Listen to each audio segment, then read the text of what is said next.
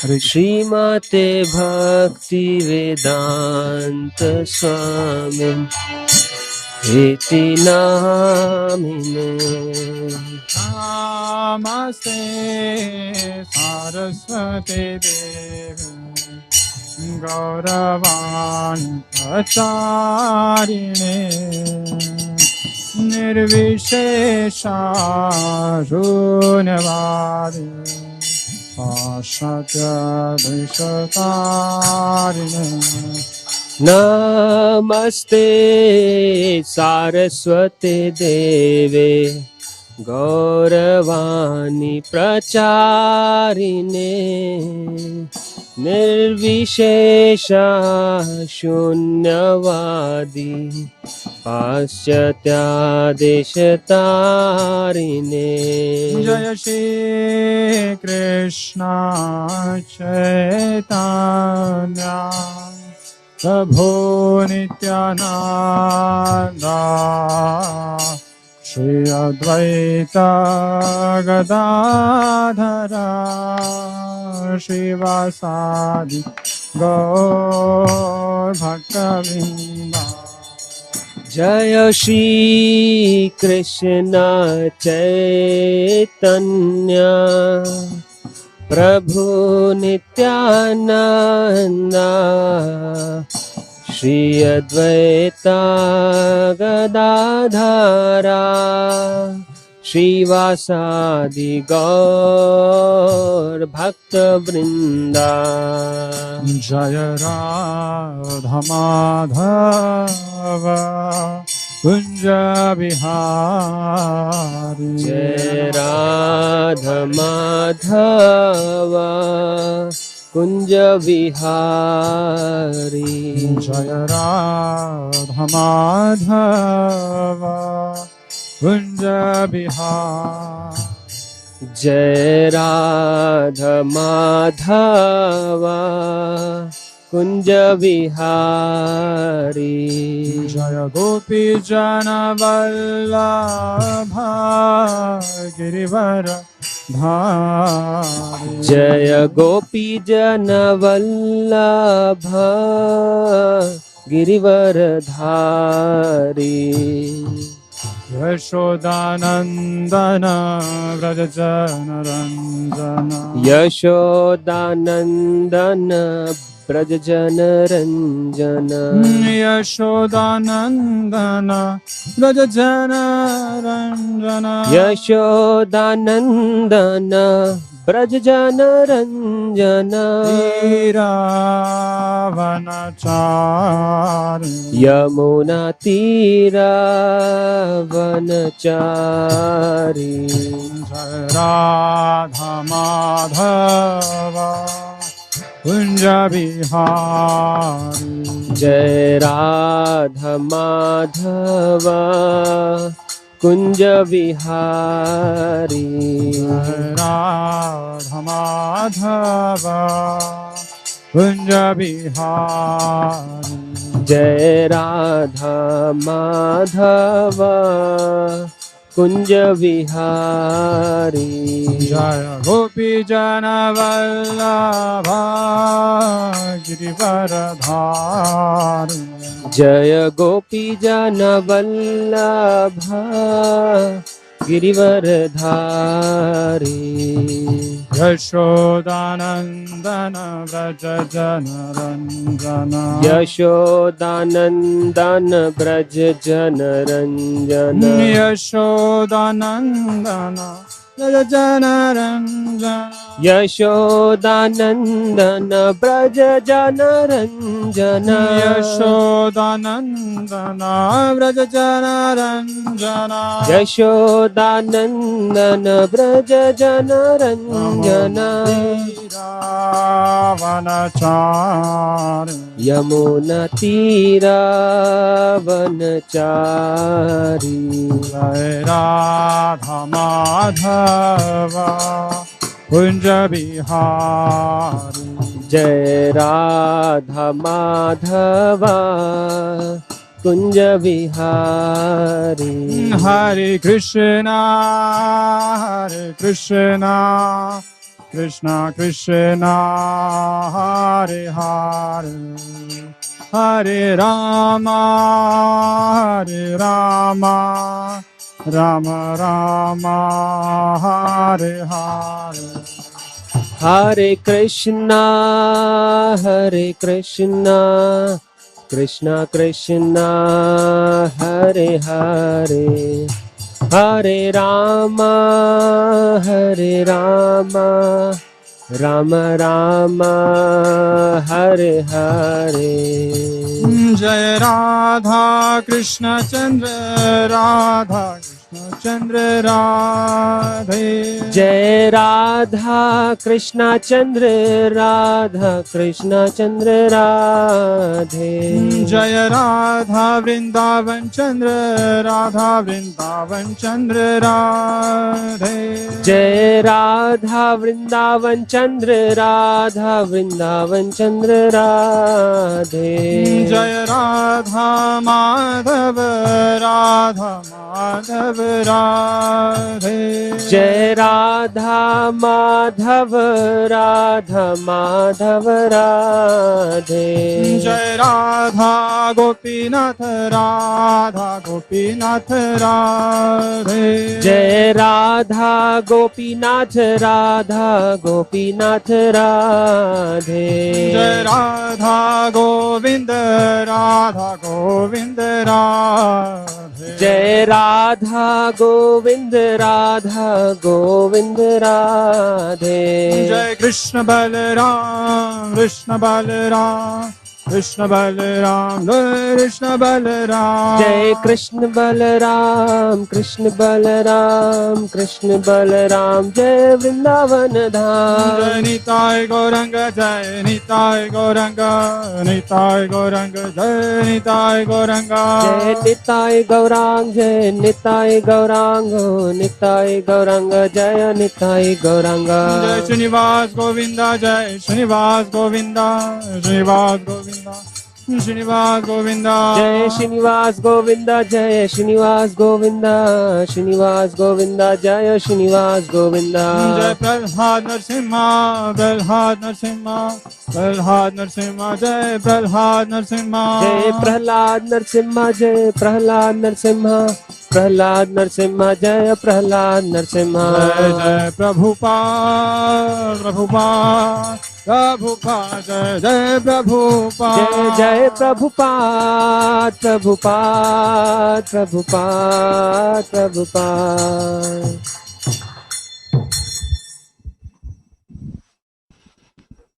Om Vishnupada Paramahamsa Parivrajakaacharya Stotra Shatashi Srimad His Divine Grace Abhay Charanaaravinda Bhaktivedanta Swami Srila Prabhupada Ki Jai ISKCON Samsthapakacharya Savior of the whole world Jagat Guru Srila Prabhupada Ki Jai Ananta Koti Vaishnava Brinda Ki Jai Namacharya Shri Haridas Thakur Ki Jai Prem Se Kaho Shri Krishna Chaitanya Prabhu Nityananda Shri Advaita Gadadhara Shivasadi Gaura Bhakta Brinda Ki Jai Nirantara Śrīmad-Bhāgavatam Ki Jai वृंद देवी तुलसी महारानी की जय निताय गौर प्रेमानंदे।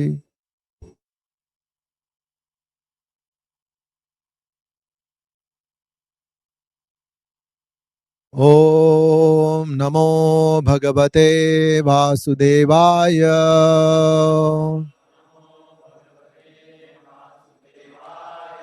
ओम नमो भगवते वासुदेवाय।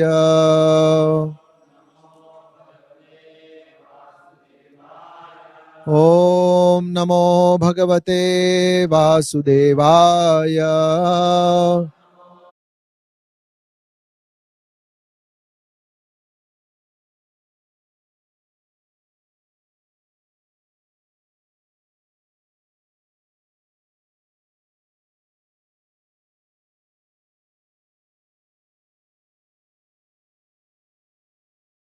अष्टप्रायेष्व भद्रेषु नित्यं भागवत सेवया भगवति उत्तम श्लोके भक्तिर्भवति नैष्टिकी। Reading from Srimad Bhagavatam, Canto 3, Chapter 15, Text number 37. Evam Tadaiva Bhagavan Arabindanabha Evam Tadaiva Bhagavan Arabindanabha Swanam Vibudhya Sat Atikramam Arya Hridayaha Swanam Vibudhya Sadat Atikramam Arya Hridayaha Swanam Vibudhya Sadat Atikramam Arya Hridayaha Tasmin Yayau Paramahamsa Mahamuninam Tasmin Yayau Paramahamsa Mahamuninam Anveshaniya Charanau Chalayan Sahashrihi Anveshaniya Charanau Chalayan Sahashrihi Evam Tadeva Bhagavan Arabindanabha Swanam Vibudhya Sadatikramam Hridayaha Tasmin Yayau Paramahamsa Mahamuninam Anveshaniya Charanau Chalayan Sahashrihi Evam Tadeva Bhagavan Arabindanabha Swanam Vibudhya Sadatikramam Hridayaha Tasmin Yayau Paramahamsa Mahamuninam Anveshaniya Charanau Chalayan Sahashrihi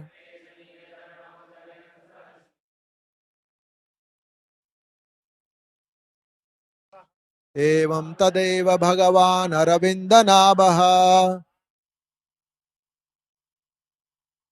Swanam Vibudhya Sadatikramam Hridyaha Tasmin Yayau Paramahamsa Mahamunina Anveshaniya Charanau Chalayan Sahashrihi Evam Tadeva Bhagavan Arabindanabha Swanam Vibudhya Sadatikramam Hridyaha Tasmin Yayau Paramahamsa Mahamunina Anveshaniya Charanau Chalayan Sahashrihi Evam Tadeva Bhagavan Arabindanabha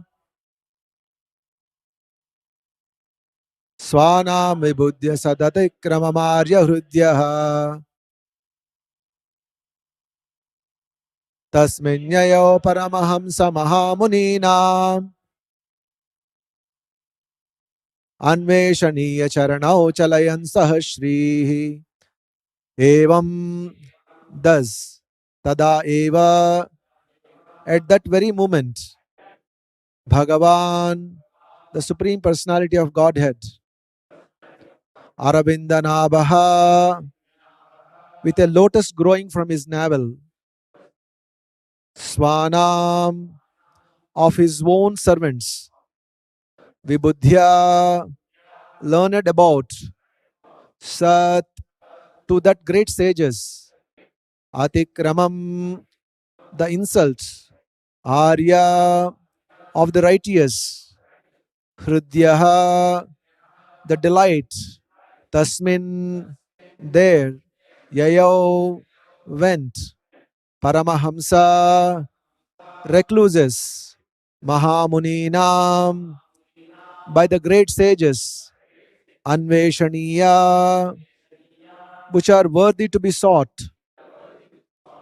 Charanau, the two lotus feet, Chalayan, walking, Sahashrihi, with the goddess of fortune, Translation and purport by His Divine Grace, A.C. Bhaktivedanta Swami Srila Prabhupada.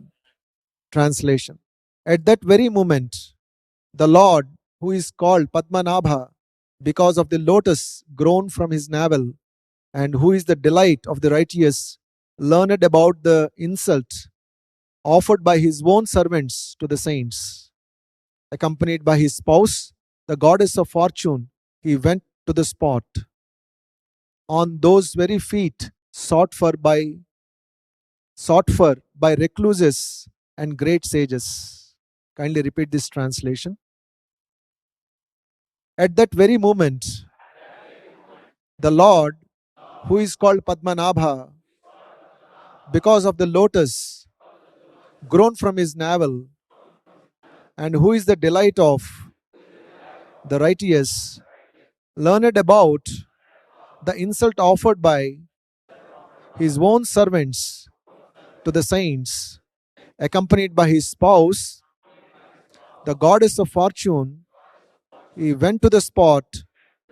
On those very feet sought for by recluses and great sages. Purport. In Bhagavad Gita, the Lord declares that his devotees cannot be vanquished at any time.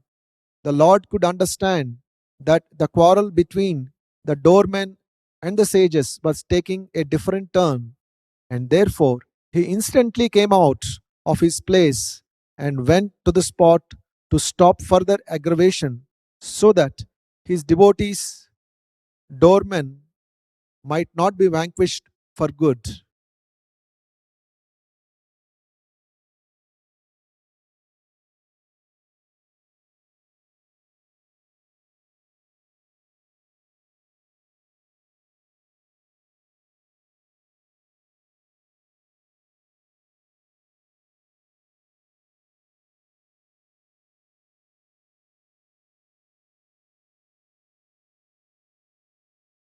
To the earthly planet. And we also saw that the two doormen very graciously accepted the curse that was delivered to them. And in today's verse, we are seeing how the Lord responded when he was aware that this was going on at the seventh gate of his Vaikuntha.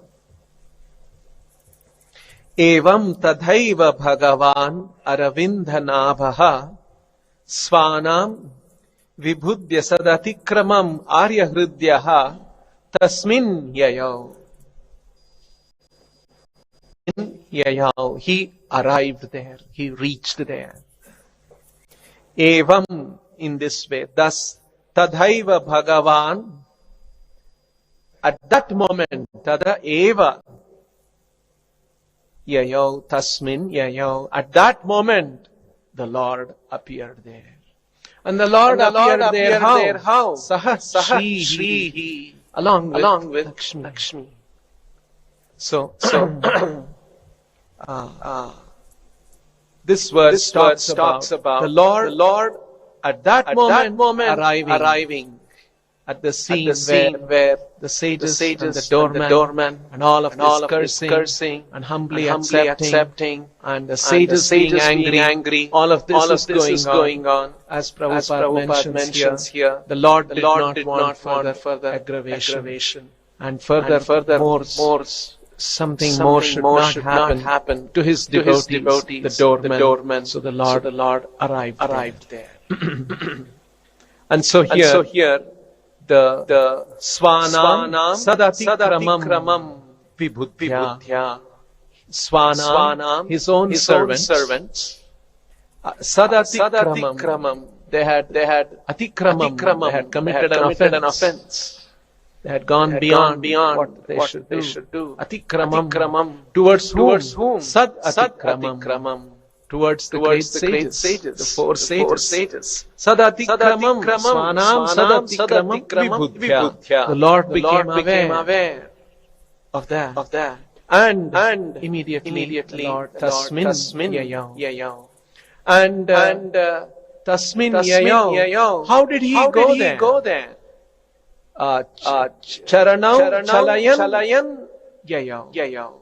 With his own feet, he arrived there. Sahashrihi, along with Lakshmi Devi. Now, what is the Lord's lotus feet like? There is an interesting adjective here. Paramahamsa Mahamuninam Anveshaniya Charanam. Anveshana means to search out or to seek after. So, the lotus feet which are sought after by whom? Mahamunina, Paramahamsa Mahamunina. Paramahamsa means the most elevated transcendentalist, and Mahamunina, and very, very great sages, transcendentalists, great sages, they seek out that lotus feet. Anveshaniya Charanam Chalayan Sahashrihi. Walking on those lotus feet, which is sought after by the great transcendentalists and the great sages, the Lord arrived there. And another expression that is used here is Arya Hridyaha, the Lord who is Arya Hridyaha, the Lord who is Aravinda Nabaha, Bhagavan Aravinda Nabaha, one who has a lotus in his navel, referring to the Garbhadakshayi Vishnu, and from the lotus sprouts, from his navel sprouts the lotus on which Lord Brahma is situated, and all the lokas are in the stem of the lotus. So he is known as Aravinda Nabaha, and here he is also described as Arya Hridyaha. Arya, righteous. Prabhupada has used that word. Hridyaha, the delight of, one who is attracted to. So Arya Hridyaha, the Lord who is the delight of the righteous, who is Aravinda Nabaha, and whose lotus feet are sought after by Paramahamsa Mahamuninam Anveshaniya Charanaha Chalayan Sahashrihi, along with Lakshmi Devi here there. At that very moment, Tadaiva, the Lord who is called Padmanabha, Bhagavan Aravinda Nabaha, because of the lotus grown from his navel, and who is the delight of the righteous, Arya Hridyaha, learned about the insult, Vibhudhya, Sadatikramam, learned about the insult offered by his own servants, Svanam, to the saints, accompanied by his spouse, the goddess of fortune, Sahashrihi. He went to the spot, Yayau, Tasmin Yayau, on those very feet, Charanau, sought for by the recluses and great sages. Paramahamsa Mahamuninam Anveshaniya Charanau Chalayan Sahashrihi. So, very beautiful verse, describing how the Lord so concerned about his devotees and what was happening in the Vaikuntha, and he personally arrived there immediately along with Lakshmi Devi. So, there are some very interesting points here from the verse. The Lord here is described as Arya Hridyaha, the delight of the righteous. This word Arya, Prabhupada also describes in other places. Arya refers to a civilized person. Aryan refers to civilized. In the Bhagavad Gita, when this word comes up in the 2nd chapter, Prabhupada explains the word Arya is one who knows the progressive values of life. So, human life is meant for progressing in values, in understanding, and one who is conscious of this, that human life we can achieve something which is very special, which is not possible in other living entities. So human life and human consciousness is very special. And so we must attain that higher understanding. One who is conscious of this, they are called Aryans, one who is conscious of the progressive values of life. Unlike in today's world, you see, who is called a civilized man? A man who is wearing a nice suit and a tie and a boot and going in a big car and living in a big house and these kind of things, he is considered to be a very civilized man. Right? That is what is thought of. But actually in the Vedic culture, it's not just your attire.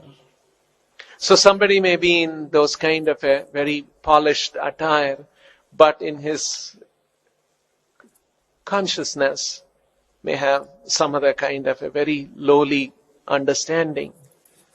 So that is not important. What is important is Arya Hridyaha, and the yardstick, the test that is used here, what Srila Prabhupada is setting forth is Arya Hridyaha.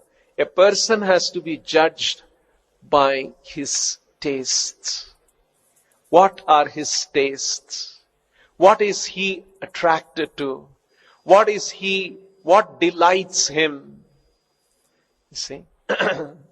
So, Arya Hridyaha means those who are very civilized, who know the progressive values of life, who have a refined consciousness, who have actually refined their consciousness.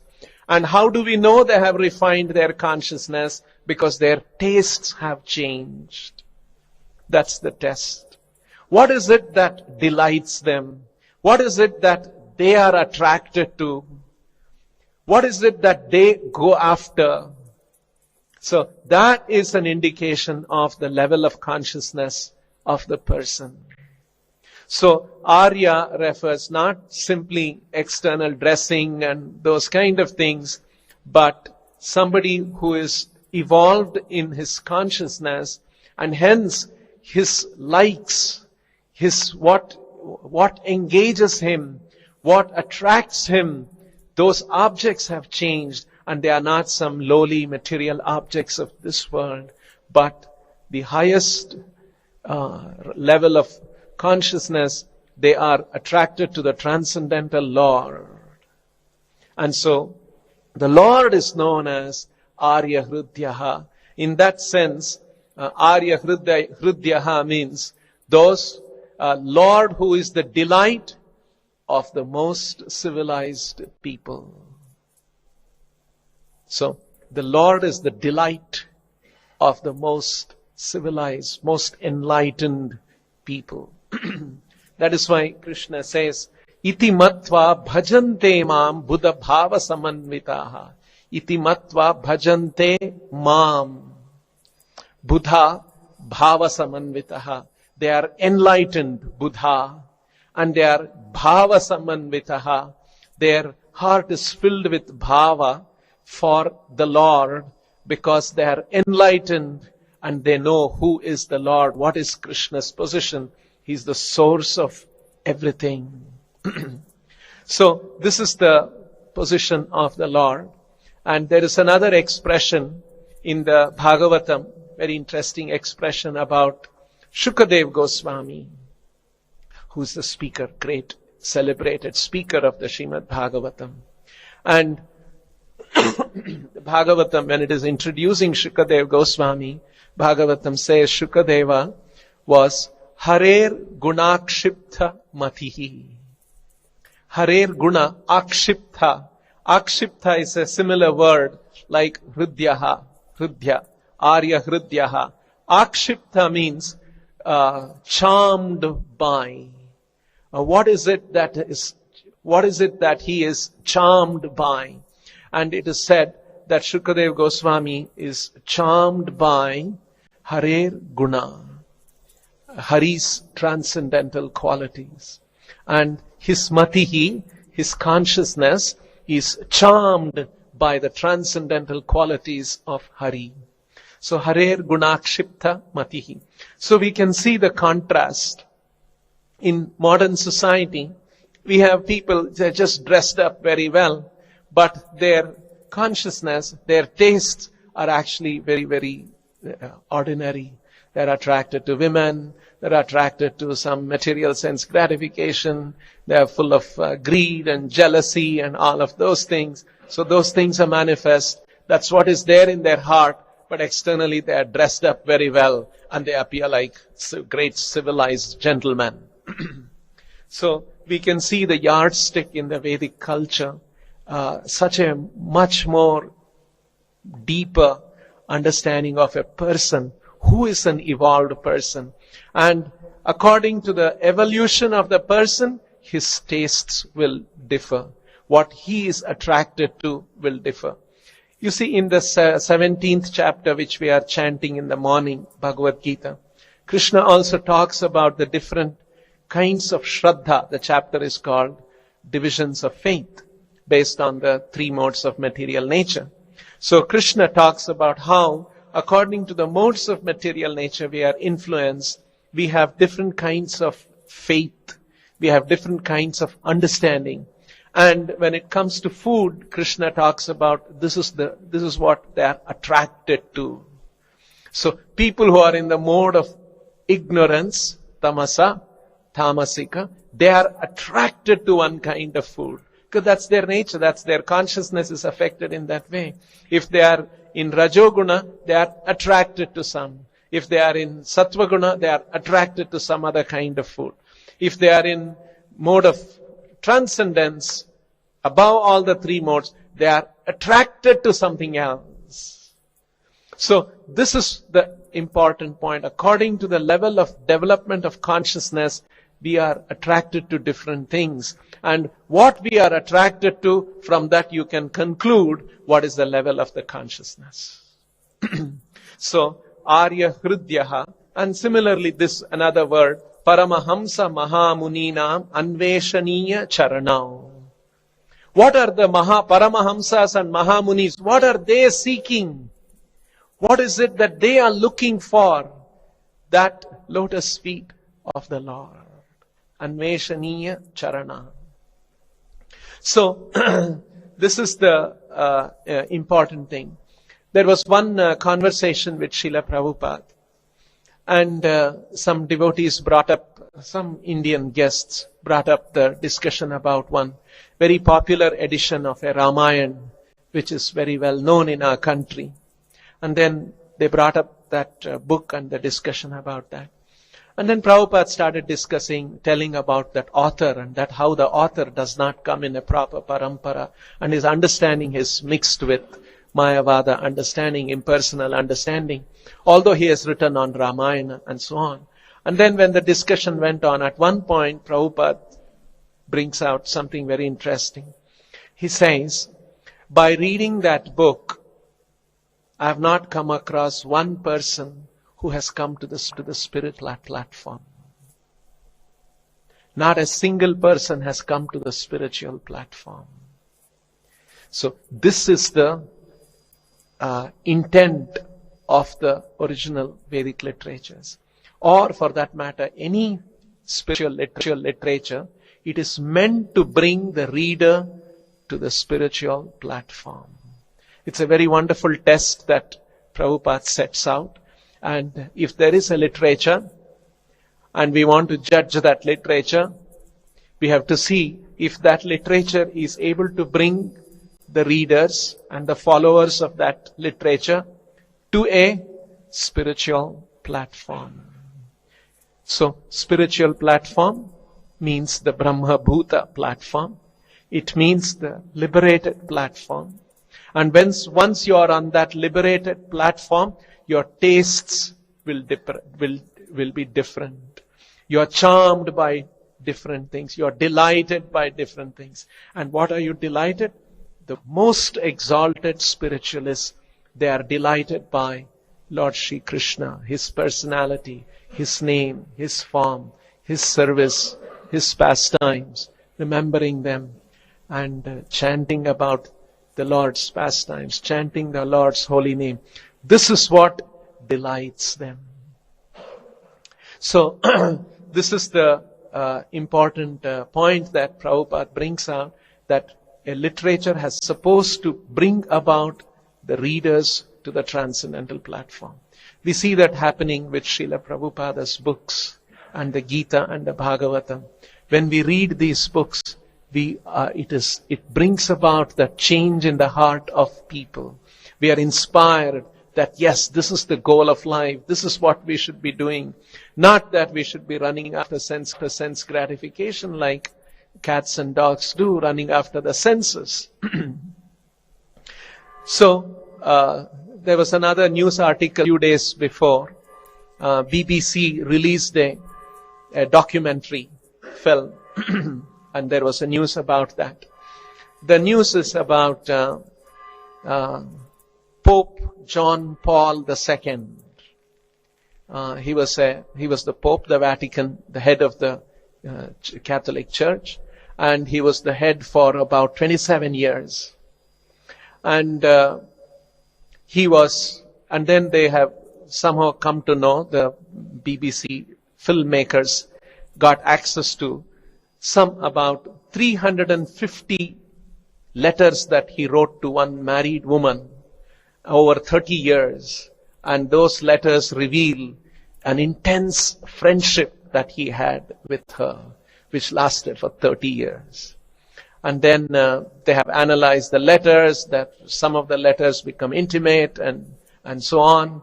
And so it goes on like that.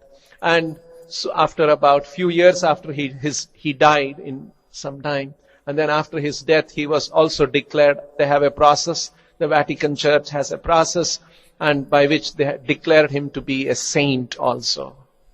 So we see on the one hand, he's considered to be a saint, a pope for so many decades, and look at his tastes. What are his tastes? And what is he attracted to? And then it also says that how he went on a skiing holiday, he went on a camp, and he went on so on with that married woman, and so on, all those kind of things. So we can see that by these kind of things, and of course Srila Prabhupada made the very, very strong objection about all of them eating meat. So they are eating meat, they are having these kind of understanding, and so these are the things that delight them. I remember once, not very far from our temple here, there is one seminary, and I had an encounter with some of the priests of that seminary. Then when I was talking to them, they said that over the weekend they are allowed to go out of the seminary and go to a cinema. They can go and watch a cinema, that's allowed. But in the seminary they should not watch anything. They should be very strict. And then they also said that in the seminary, when they are in the seminary, they have to be very strict. They cannot drink alcohol. But over the weekend, when they're outside, they can take a little bit of alcohol. So this is the kind of thing. So you can see in today's world, what is the understanding of spirituality? See, and look at the standard that Srila Prabhupada sets. It should bring one should come to the spiritual platform, Brahma-bhuta platform. By the practice of religion, by the practice of spirituality, we should come to the Brahma-bhuta platform, to the spiritual platform. That is the test. And when you come to the spiritual platform, your tastes change. What delights you changes. This is no one can cheat this. This is the kind of such a strong criteria that Srila Prabhupada has set out, the Bhagavatam sets out. And this is exactly what Krishna says in the Bhagavad Gita. Vishaya vinivartante niraharasya dehinaha rasavarjam rasopyasya param drishtva nivartate. It's a very interesting verse. The verse talks about two things. Niraharasya dehinam.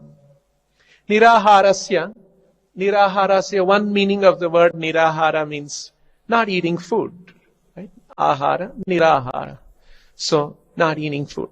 But here, niraharasya refers to negative restricting principles. Negative principles. Don't do this, don't do this. Vishaya vinivartante niraharasya dehinam rasavarjam rasopyasya. Here the niraharasya dehinam, one who is abstaining, following all of these negative restrictions. Niraharasya dehinam. Dehinam, a person who has an embodied person, a living entity. Dehi, niraharasya dehinam. Vishaya vinivartante. Rasavarjam vishaya vinivartante. Vishaya vinivartante means he is abstaining from the vishayas. That's what the meaning of niraharasya. He is not supplying the vishaya. Vishaya refers to indriya vishaya. So he is abstaining from vishaya. Vishaya vinivartante niraharasya dehinam. Rasavarjam. Only vishaya vinivartante. Rasavarjam vishaya. Meaning, rasa, other than rasa, rasavarjam means apart from the sense of enjoyment. In other words, the sense of enjoyment is still there. So he may be niraharasya dehinaha, vishaya vinivartante, but rasavarjam vishaya vinivartante. He is still attracted to that rasa for enjoying the vishaya is there. Other than that, he is abstaining from the vishaya. But rasopyasya param drishtva, what is that? Param drishtva nivartante. Rasopyasya param drishtva nivartante. But when you do param drishtva, when you have the transcendental experience, raso api nivartante. Even the desire, even the sense of enjoyment goes away. So it is not that he is only abstaining strictly on the basis of certain principles that no, I must not. One who has developed param drishtva, rasopyasi param drishtva nivartate. Rasavarjam rasopyasya param drishtva nivartate. So the first point in this verse is Vishaya vinivartante niraharasya dehinam rasavarjam. This is the first point. He is niraharasya dehinam, abstaining from Vishaya, but his desire for enjoying the senses may still remain. But rasopyasi param drishtva nivartate. Once who is param drishtva, one who has had the transcendental experience, even the taste goes away. That is the important thing. So here we see Arya Hridyaha. So in other words, they are naturally drawn to the Lord. This is an indication. This is what Chaitanya Mahaprabhu talks about. After sadhana bhakti, one comes to the stage of a spontaneous devotion. One is drawn to Krishna, drawn to serving Krishna, chanting the holy names, hearing about Krishna, remembering Krishna. So that's the stage that one can come to. So this is a great revelation by Chaitanya Mahaprabhu. Otherwise, religion is considered simply to be a set of rules and following the rituals and doing this, doing that and all of those things. But no, Chaitanya Mahaprabhu teaches that all of that is meant to change your heart and you should become Arya Hridyaha. You are delighted by Krishna. You are drawn to Krishna. You are charmed by Krishna's qualities. That's the stage one should aspire to come to. And here we see directly there is a mention in these kind of descriptions in the Bhagavatam that the Lord arrived there, Sahashrihi, along with his consort, spouse, Prabhupada has used the word, along with his consort, Shri Lakshmi Devi. So the Lord and Lakshmi both arrived there in the spiritual, in this particular place. So we understand, as the acharyas have described, have taught, that these are all actual transcendental descriptions of the pastimes of the Lord, what happened in the spiritual world, and we have to take this as it is.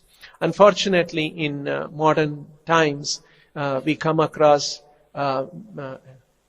people who don't have this understanding, and even the Mayavadis have joined that kind of an understanding, that, and they trivialize all of these things as no, these are all just mythical stories. These are fictitious stories. This is just a fiction. These are just not true stories. But that is not the way Acharyas have described. Like in the Bhagavad Gita, Krishna is telling in the 8th chapter that we must always think of him, right? Tasmat sarveshu kaleshu mamanusmaram yudhyacha mayarpita mano buddhir mame vaishyasi asamshaya. And Krishna says that in what context? Because Arjuna has asked the question, what happens to, what state one will attain after he leaves this body. So for that, Krishna has said that what state of consciousness one has at the time of death determines the next body. And then after saying that, Krishna is saying, therefore, yam yam vapi smaran bhavam tyajatyante kalevaram. So what kind of consciousness you have at the time of death decides the next body. And therefore, tasmat sarveshu kaleshu mamanusmaram. Therefore, think of me always and fight. Now, soon after that, Krishna explains how we should think of him. It's a very nice instruction by Krishna. He says, Kavim Puranam Anushasitaram Anoraniyam Sam Anusmaret Yaha Sarvasya Dataram Achintya Rupam. Very clearly Krishna is saying, you should think of me as one who has Achintya Rupam. Aditya Varnam Tamasa Parastat. And his Achintya Rupa, this is how we should think of him. Kavim Puranam Anushasitaram. Kavim, he is the most learned, one who knows everything. The Lord is the knower of everything. Kavim Puranam, he is primeval, most ancient. Anushasitaram, everything is under his Anushasana. He is the giver of the rules. Everything is under his control. Kavim Puranam Anushasitaram Anoraniyam Sam. And he is smaller than the smallest. The soul is considered to be very small, very fine. And Krishna is so fine, he can enter even the finest soul. Anoraniyam Sam. Anusmaredyaha. In this way one should remember me. Sarvasya Dataram. One who is the giver, one who is the maintainer of everyone. Achintya Rupam, one who has got an inconceivable form. He has a form, but that form is not conceivable by our material senses. He has a different kind of a spiritual form. Aditya Varnam, and his form is always luminous, never in ignorance. Tamasa Parastat, he is Parastat. He is transcendental to this reality. This reality is called tamasa reality, dark reality. Because in this world everything is dark. Because of the sun, because of the light bulbs, we have light. Otherwise this goes back to a dark state. That is why this world is considered tamasa parastat. And he is transcendental to that. So very clearly in the Vedic literature, this Aditya Varnam tamasa parastat is a statement that comes in the Rig Veda. It's a statement that comes in the Shvetashvatara Upanishad, many other Upanishads, in the Bhagavad Gita. So again and again Vedic literatures have described that his position is transcendental. Cannot be accessed by these material senses and the material mind and intelligence. You need another kind of a spiritual learning. When you will be able to access that, when you will be able to experience Param Drishtva, you will be able to see, you will be able to experience that transcendental reality. There is a process. One has to go through that process. By that process you can have access to that higher reality. And So all of this is described, but still the Mayavadis, along with the other materialistic people who don't have faith in the Vedic literatures, they say all of this is myth. These are not to be taken seriously. If at all it has got some message, some good message, you can take that.